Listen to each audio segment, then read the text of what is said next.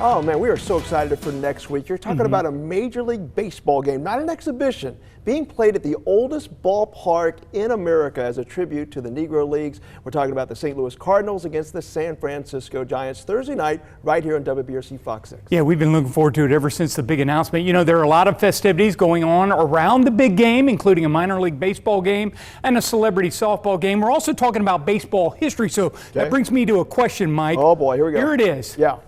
What was the last player's name to have an at-bat at Comiskey Park? Is it our next guest, Harold Reynolds, former That's second why I baseman? asked Okay, all right. The pride of Corvallis High School, two-time Major League All-Star, Harold Reynolds joining us this morning. Man, it's an honor to have you with us, sir. My pleasure. You brought up Comiskey Park, man. Yeah, grounded out off of Jack.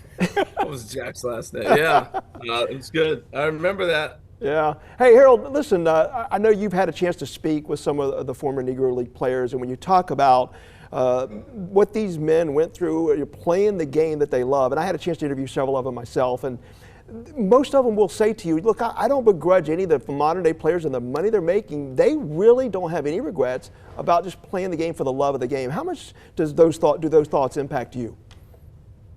Oh, that's spot on what you're talking about. You know, the biggest thing, I think it's that generation.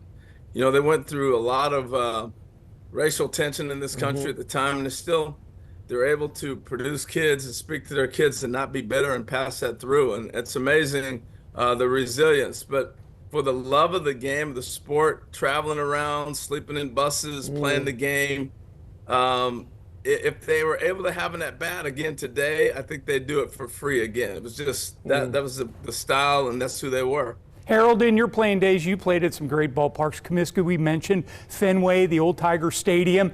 Getting an opportunity to go to Rickwood, what do you think that means for players that are going to be participating in that game? Well, it's in that old nostalgic group. You know, you can throw an old Yankee Stadium in there as well, and Wrigley. And those are the parks when I was in the big leagues, you go see them and you go, wow, Babe Ruth hit a ball there. Mickey Mantle did what?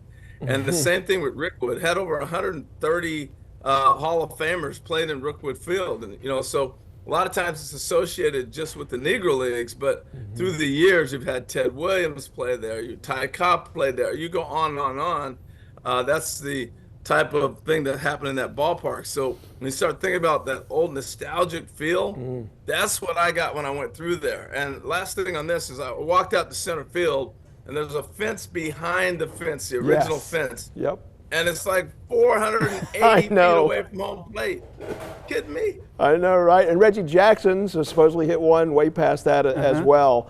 When you talk to some of these older ball players, though, who play in the Negro Leagues, how much did that mean to you for these guys to pave the way? And look, we all know about Jackie Robinson. We all know about Dobie in the American League. But these guys did it, and they didn't get the accolades. And just how much does it mean to you to get your opportunities after what they accomplished? It means everything. I mean, obviously being an African-American player, and you look back at the time of separation in our sport, they paved the way like you talked about. So I look at it with greatness and great appreciation. But the thing that you learn is it wasn't just one player. It wasn't just Jackie Robinson or just Larry Dolby in the American League. It was a whole generation of men that came forward.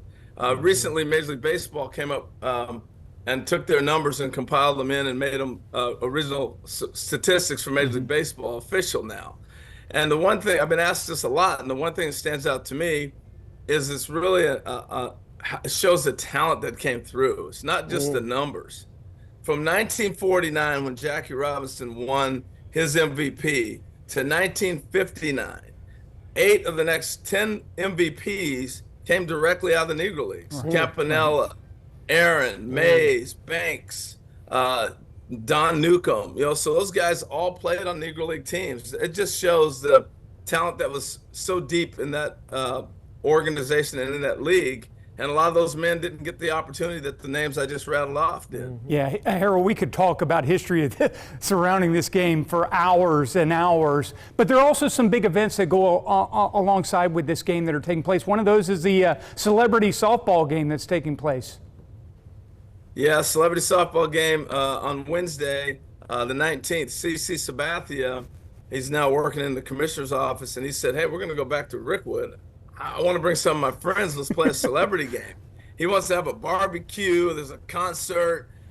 Really just bringing it back and giving the fans in Birmingham a chance to really see a lot of the stars that reach beyond just the baseball field.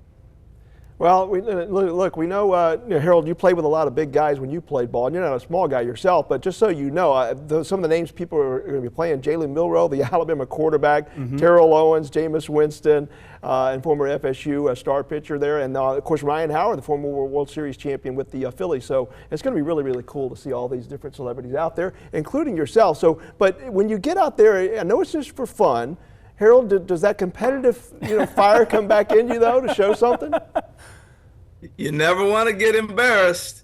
Right, so that's right. The creative, competitive juices get flowing, no doubt about it. We played a game. A bunch of these guys played. I should say I was broadcasting. They played about 2 weeks ago up in Cooperstown. And, man, all of a sudden, Curtis Granderson's stealing bases, and next to Ryan Howard's hitting home runs, and Prince Fielder's letting it fly in the home run derby. So the competitive juices will be there. I look forward to Harold calling his own shot. Yeah, that would be awesome. Harold Reynolds, I'm telling y'all, if you like the game like we do, and you watch Analyst, he is the best in the game. He's absolutely. In my opinion. And Harold, we look forward to having you in Birmingham. Thank you so much for your time. Hey, thank you guys. I appreciate the time, and we are so excited for the city of Birmingham. Major League Baseball does it right, and this is gonna be a win-win for all. No doubt. All right. Harold Reynolds, thank you so much. All right.